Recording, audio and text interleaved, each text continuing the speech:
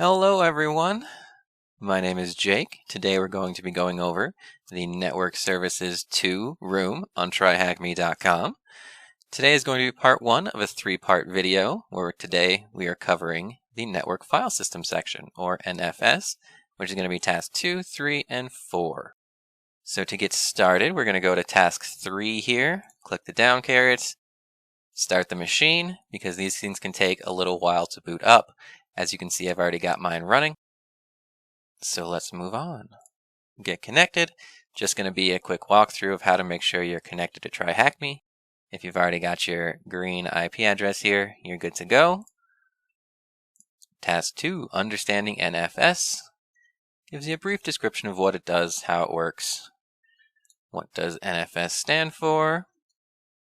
It stands for Network File System.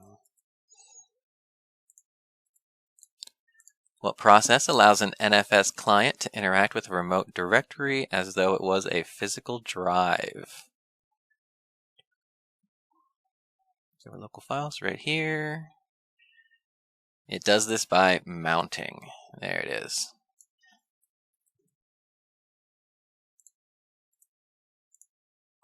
What does NFS use to represent files and directories on the server? It uses the file handle.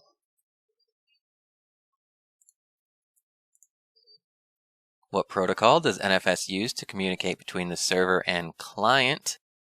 If someone wants to access files using NFS, an RPC call is placed. All right, what 2 pieces of user data does the NFS server take as parameters for controlling user permissions? That is the user ID and the group ID.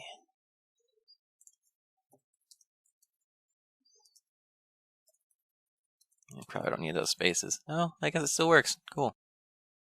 Can a Windows NFS server share files with a Linux client? Followed by, can a Linux NFS server share files with a Mac OS client?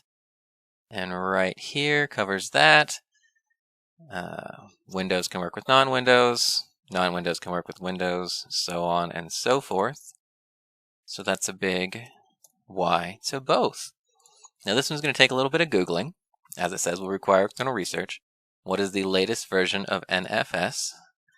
Do a quick search for NFS. Wikipedia is always helpful. Version 2.3.4 for 4.1, 4.2 came out in November of 2016, which corresponds with released in 2016, so 4.2. All right, on to enumeration. So for enumeration, just like in the last room for network services, we're going to be doing Nmap scans. The creator of this one recommends the -A and -P- options for their systems, so that's what we're going to be doing. So conduct a thorough port scan. It would be Nmap, -A, -P-, and then the IP address of the machine, which for mine would look like this. And because I don't want to waste y'all's time while we sit here for an Nmap scan, I have one already prepared under NFS, nmap.txt. There we go. So we can see, got TCP for SSH, RPC bind, a bunch of other things going on down here. What's the first question? How many ports are open? We've got 1, 2, 3, 4, 5, 6, 7. 7 ports. Which port contains the services we're looking to enumerate? We're looking for NFS, which is right down here. So port 2049. Now use user sbin showmount-e to list the NFS shares. Okay. So we got sbin.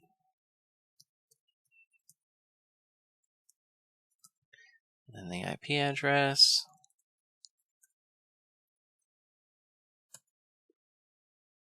Home. /home is the share.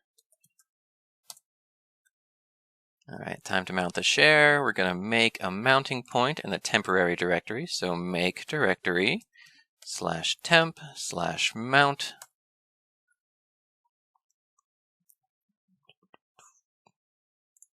And then we're going to cd into that directory and see what's there. Oh, I forgot to bind it, didn't I? Yes, I sure did. All right, so let's actually mount that first, and then we can see what's there. So we're going to be following this command right here. So we're doing sudo mount -t, it's an NFS, IP 10.10.212.127 for me, and then it's :share, so :home, and then the mounting point, which is the folder we just created, and then the option no lock. There we go. Now we should be able to see that here, right? Temp mount. Maybe not.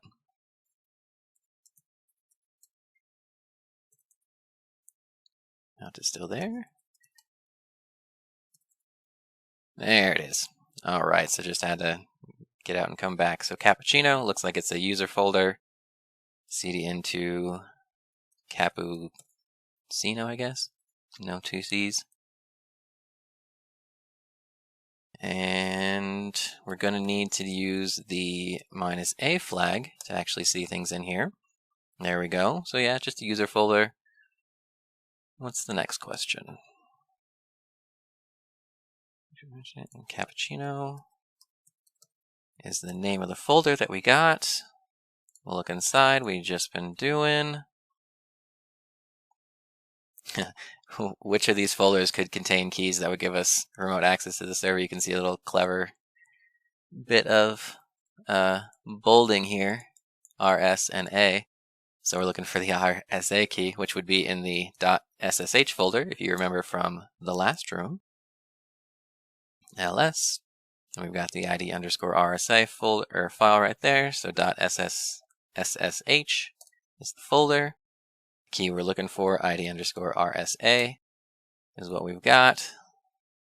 And we're going to be copying that file to our local machine and then changing its permissions so we can use it. All right, so let's move ID_RSA to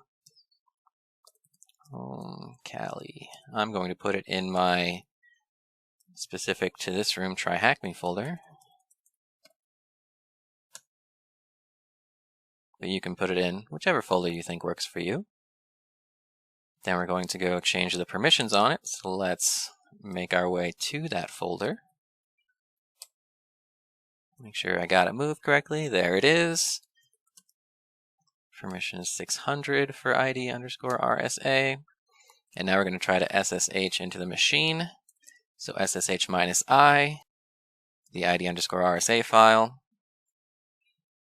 And then the user was cappuccino, as we saw from the folder that we mounted. And then at the IP address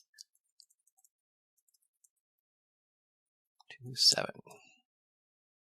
Yes. And there we go. We're now logged on as cappuccino. So yes, we can log on. All right. Next one, exploiting NFS. So we're going to get, so we've got a low privilege shell. We got to look on escalation. Going to use the SUID bits. There we go. So we're going to log in with SSH and then use that shell. So we're going to be downloading this bash executable right here.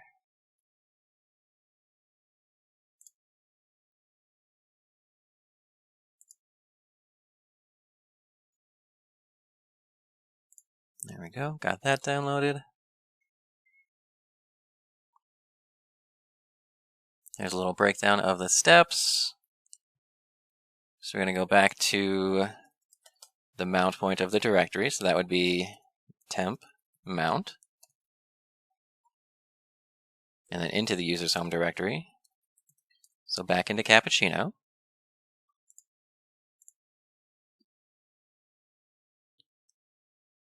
So we're going to be copying the bash shell into here.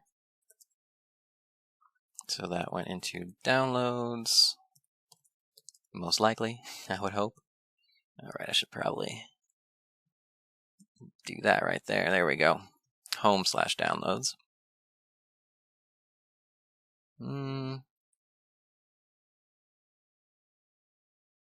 Downloads.bash. Oh, right. I gotta say where to move it to. There we go. So now we've got bash here.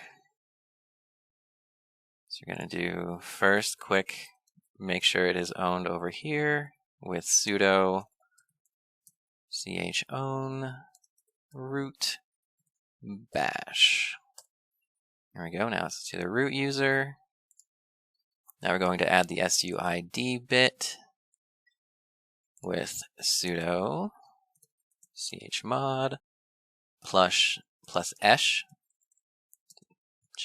plus s. There we go, for the SUID bit for the bash file. And then since we're going to be executing this, we're also going to have to make it executable with the +x option. Now we can do ls-la for the bash file and see we've got, where x is there? sr, oh no, that's exactly what we're looking for. sr-x, sr-x, we're good to go. Okay, so for this one, it's an S that we add for the SUID bit. Check the permissions. Permission set looks like this right here is going to be the permission set, so we're going to copy that, paste it over. There we go. Now we're going to SSH into the machine. So for that one, I'm going to go back to my network services folder, which has my SSH key in it, which makes it a bit easier to SSH in because I already have this all set up, and that's right where the file is for the ID_RSA file. There we go, back in. We've got bash right there. So now, as they say, the moment of truth, /bash, and then we're going to do -p to keep persistent permissions. There we go, we've got ourselves a bash shell. So now we need to find a flag. Let's see if it's in root. There it is, root.txt. Let's throw that up on the screen. And there's our flag. TryHackMe NFS got owned. Oh, that's not how you copy on these things. Wouldn't be one of my videos if I didn't do that at least once. There's our flag. And there we are. We are all done now with part 1 of the Network Services 2 room, dealing with the network file system. Thank you all very much.